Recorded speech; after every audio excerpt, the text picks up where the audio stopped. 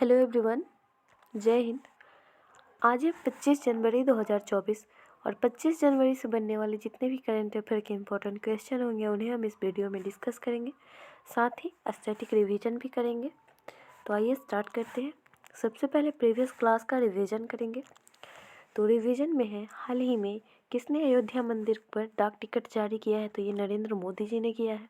किस मूर्तिकार द्वारा तैयार की गई भगवान रामलला की 51 इंच ऊंची मूर्ति राम मंदिर में स्थापित की गई? ये अरुण योगीराज है। आईडीसी की रिपोर्ट के अनुसार वर्ष 2024 में शीर्ष स्मार्टफोन निर्माता कंपनी कौन सी बनी है? एप्पल बन गई है। किसे पीछे छोड़कर? तो सैमसंग को। किस राज्य में नौमा पक्के पागा हॉर्नबिल फेस्टिवल मनाया गया? अरुणाचल प्रदेश में। चंद्रमा की धरती पर उतरने वाला दुनिया का 5वां देश बन गया है जापान। और चौथा बना था कौन? भारत, जो कि साउथ पोल पे लैंडिंग किया था। सशस्त्र सीमा बल यानी एसएसबी का महानिदेशक किसे नियुक्त किया गया है? ये दलजीत सिंह चौधरी को नियुक्त किया गया है। दुनिया का सबसे ऊंचा राम मंदिर बनेगा ऑस्ट्रेलिया में। एयरपोर्ट ऑफ द ईयर का खिताब किसने जीता है? ये कैंप घोड़ा अंतर्राष्ट्रीय हवाई अड्डा ने जीता है और दिल्ली अंतर्राष्ट्रीय हवाई अड्डा, ये दोनों संयुक्त रूप से जीते हैं। जाति आधारित जनगणना कराने वाला भारत का दूसरा राज्य बना है आंध्र प्रदेश। और प्रधानमंत्री नरेंद्र मोदी जी ने किस राज्य में खेलो इंडिया यूथ गेम्स 2023 का उद्घाटन किया? तो ये तमिलनाडु में। ठीक है, आगे बढ़ते हैं और आज के सेशन का पहला सवाल है, 6 बार भारत की गणतंत्र दिवस परेड में विदेशी मेहमान बनने वाले कौन हैं? तो ये बन गए हैं फ्रांस के। ठीक है, मेहमान होंगे कौन? तो इमैनुअल मैक्रोन होंगे। ठीक है, 6 बार भारत की गणतंत्र दिवस परेड में विदेशी मेहमान बनने वाले एकमात्र देश बना है फ्रांस।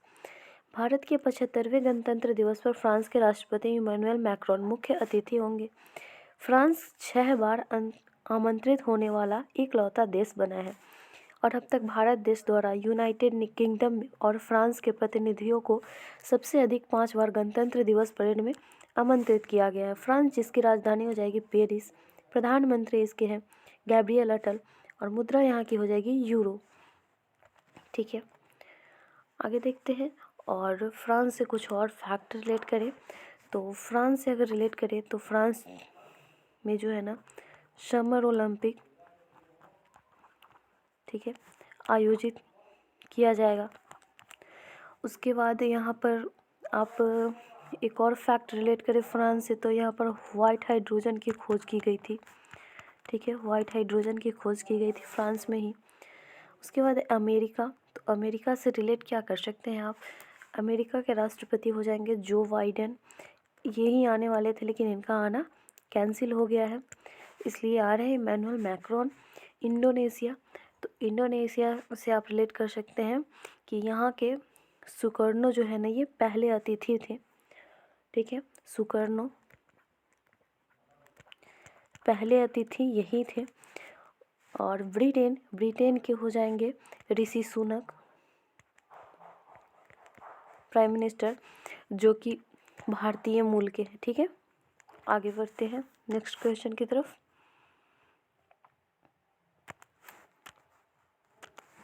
दुनिया का सबसे बड़ा दीपक किस शहर में जगमगाया है? तो ये जगमगाया है अयोध्या में। 300 फीट की ऊंचाई पर खड़ा दुनिया का सबसे बड़ा दीपक अयोध्या शहर को रोशन करेगा। और किया है, यहाँ पर टाइपिंग मिस्टेक है। दीपक में 125 क्विंटल कपास और 2100 लीटर तेल शामिल है। कुल 108 टीमों ने इसकी तैयारी करी थी और यह 1 वर्ष समर्पित किया है। ठीक है, प्राण प्रतिष्ठा का अनुष्ठान प्रधानमंत्री नरेंद्र मोदी और लक्ष्मीकांत दीक्षित के निर्देशन में पुजारियों के एक विशेष समूह के द्वारा यह किया गया है। ठीक है, तो अभी हाल ही में जो है ना प्राण प्रतिष्ठा हुई है राम की अयोध्या में, और आप सभी को पता ही होगा कि वहाँ पर कितनी भीड़ उमड़ रही है। एक दिन में 5 लाख लोग श्रद्धालु जो हैं वहाँ पर दर्शन के लिए जा रहे हैं। ठीक है, तो अयोध्या से और आप रिलेट कर सकते हैं, अयोध्या सरयू नदी के किनारे बसा है। ठीक है, सरयू नदी के किनारे अयोध्या बसा है। और यूपी की पहली सोलर सिटी जो है ना, ये कौन है? तो ये अयोध्या ही बनी है। और वाराणसी से आप रिलेट कर सकते हैं, गंगा नदी के किनारे बसा है और सबसे बड़ा मेडिटेशन सेंटर जो है ना, यहीं पे इसका उद्घाटन किया गया किनके द्वारा? तो हमारे प्राइम मिनिस्टर नरेंद्र मोदी के द्वारा। सूरत, तो सूरत में आप रिलेट कर सकते हैं, सबसे बड़ा ऑफिस बिल्डिंग जो है ना, यहीं पर बनकर तैयार हुआ है। ऑफिस बिल्डिंग यहीं पे बनकर तैयार हुआ है सूरत में। अहमदाबाद, अहमदाबाद से आप रिलेट कर सकते हैं, दुनिया का सबसे बड़ा क्रिकेट स्टेडियम। क्रिकेट स्टेडियम जो है ना, ये नरेंद्र मोदी के नाम पर ही ये अहमदाबाद में ही स्थापित है। ठीक है, आगे बढ़ते हैं। हाल ही में भारत का पहला इंडिया इनोवेशन सेंटर फॉर ग्राफेन यानी IICG कहाँ लॉन्च हुआ है? तो यह लॉन्च हुआ है केरला में। Option number D right answer हो जाएगा। India innovation central for graphene Bharat का पहला ग्राफीन सेंटर है और उद्देश्य है इसका ग्राफीन और 2D सामग्री प्रणालियों 2D मटेरियल सिस्टम्स में अनुसंधान एवं विकास, उत्पाद, नवाचार और क्षमता निर्माण को बढ़ावा देना है। ठीक है, आप देख लेते हैं हम लोग केरल से कुछ फैक्ट हैं। तो केरल के फैक्ट हो जाएंगे, राजधानी इसकी तिरुवनंतपुरम, मुख्यमंत्री यहाँ के हैं पिनराई विजयन, राज्यपाल आरिफ मोहम्मद खान, नेशनल पार्क यहाँ के आप रिलेट कर सकते हैं इडुक्की वन्यजीव अभयारण्य, इरविकुलम राष्ट्रीय उद्यान, झील है पेरियार झील, वेम्बनाड झील और अष्टमुदी झील।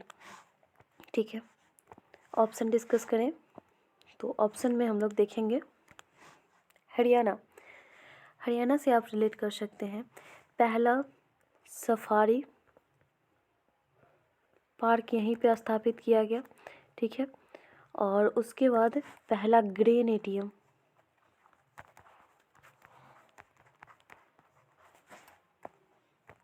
तमिलनाडु से रिलेट किया जा सकता है, पहला ऊर्जा द्वीप यहीं पे स्थापित हुआ है और किसके सहयोग से?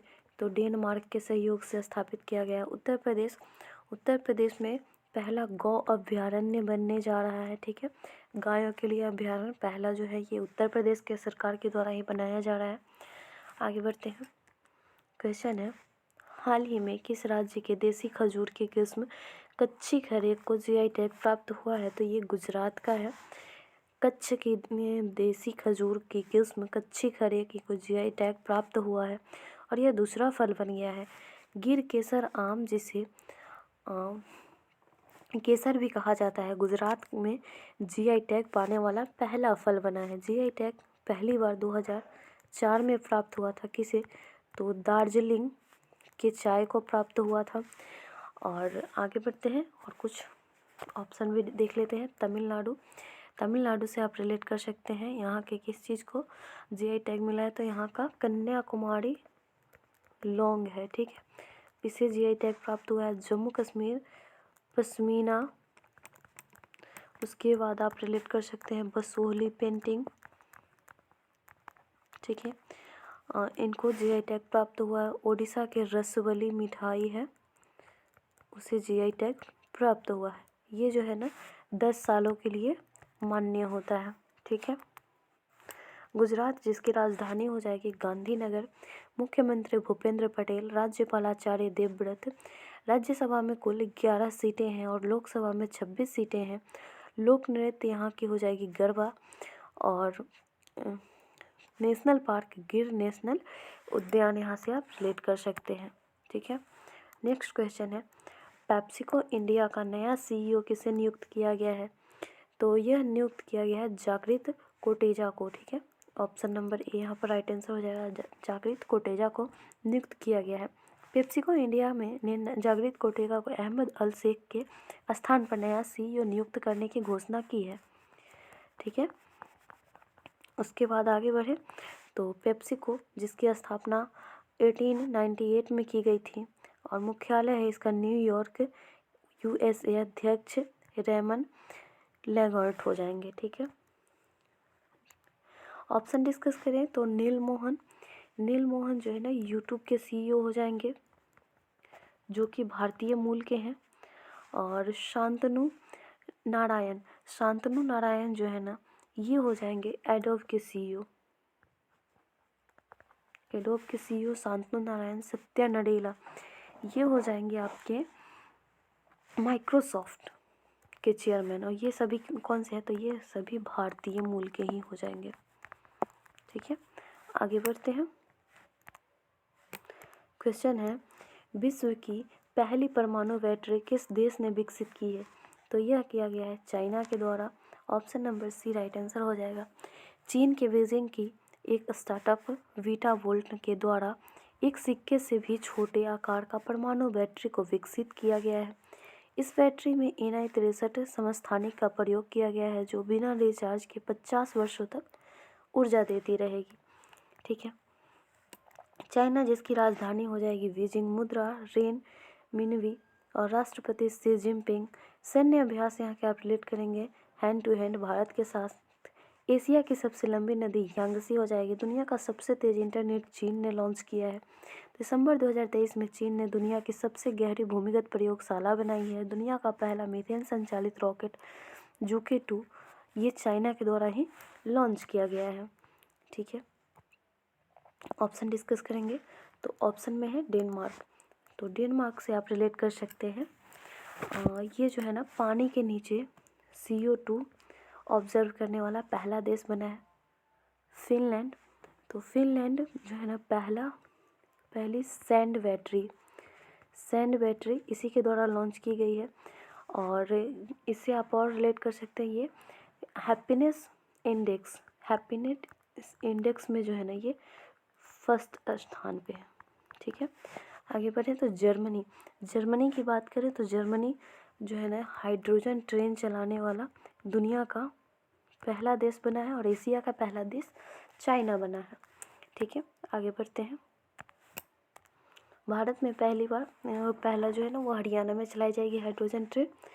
प्रसिद्ध शास्त्रीय गायिका प्रभा अन्ने किस घराने से थी जिनका हाल ही में निधन हो गया है, तो ये किराना घराने से थी। प्रख्यात शास्त्रीय गायिका और पद्म विभूषण अवार्ड से सम्मानित प्रभा अन्ने, ये 92 वर्ष की आयु में निधन हो गई है इनकी।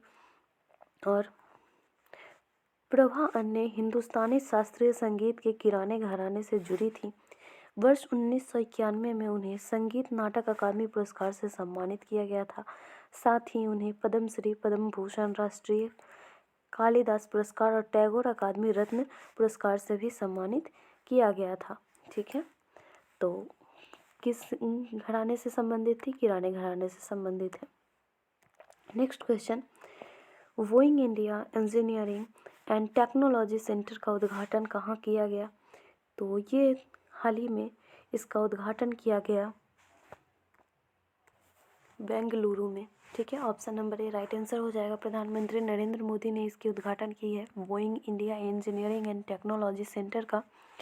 ठीक है, तो ऑप्शन है हमारे दिल्ली। तो दिल्ली से आप क्या रिलेट कर सकते हैं, दिल्ली में पहला जो है ना वॉर मेमोरियल बनकर तैयार हुआ है। मुंबई से आप रिलेट कर सकते हैं, अभी अटल सेतु की जो है ना इसकी उद्घाटन की गई है। हैदराबाद में पहला जो है ना गोल्ड ATM यहीं पे स्थापित किया गया। ठीक है, आगे बढ़ते हैं। 75वें एमी अवार्ड सर्वश्रेष्ठ ड्रामा सीरीज का खिताब किसने जीता है, तो ये जीता है सक्सेशन ने। 75वें एमी अवार्ड की घोषणा कर दी गई है। द वियर ऑफ और सक्सेशन प्रत्येक ने 6 पुरस्कारों पर कब्जा किया है। द वियर को सर्वश्रेष्ठ कॉमेडी का खिताब दिया गया है और रोड रेज ड्रामा विफ ने सर्वश्रेष्ठ लिमिटेड एडिशन का अवार्ड के अपने नाम किया है। वही सर्वश्रेष्ठ ड्रामा सीरीज का अवार्ड सक्सेशन को दिया गया है। ड्रामा सीरीज की कैटेगरी में किरण काल्किन को सर्वश्रेष्ठ एक्टर का अवार्ड दिया गया है। तो ड्रामा सीरीज में सक्सेशन हो जाएगा और कॉमेडी में द वियर हो जाएगा। ठीक है, आगे बढ़ते हैं। क्वेश्चन है, भारत की नई शास्त्रीय भाषा कौन बनी है, तो ये बन गई है फारसी। भारत की नई शास्त्रीय भाषा फारसी बन गई है। भारतीय विदेश मंत्री एस जयशंकर हाल ही में ईरान दौरे पर थे, जहां से उन्होंने नई शिक्षा नीति के तहत फारसी, पाली एवं प्राकृतिक भाषाओं को शास्त्रीय भाषाओं में शामिल करने की घोषणा की। पाली भाषा बौद्ध धर्म, प्राकृतिक भाषा जैन धर्म एवं फारसी भाषा ईरान से संबंधित है। ठीक है, और कुछ अगर देखें तो इसमें हम देख सकते हैं क्या, और भी भाषा को अगर रिलेट करें यहाँ से, तो मैं बताऊँ आपको कि यहाँ पर फारसी तो अभी हाल ही में ऐड की गई है। तमिल, ठीक है, तमिल भाषा कब ऐड की गई, तो ये 2004 में ऐड की गई। उसके बाद संस्कृत, तो संस्कृत ऐड की गई 2005 में।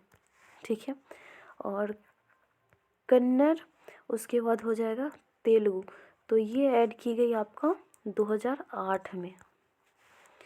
और मलयालम, ठीक है, मलयालम ये कब ऐड की गई, तो ये 2013 में। ठीक है, और उड़िया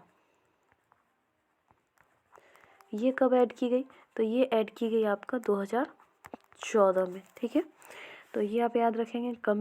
तमिल जो है 2004 में, संस्कृत 2005 में, कन्नड़ और तेलुगु 2008 में, मलयालम 2013 में, उड़िया 2014 में। ठीक है, और हाल ही में अभी फारसी ऐड की गई है।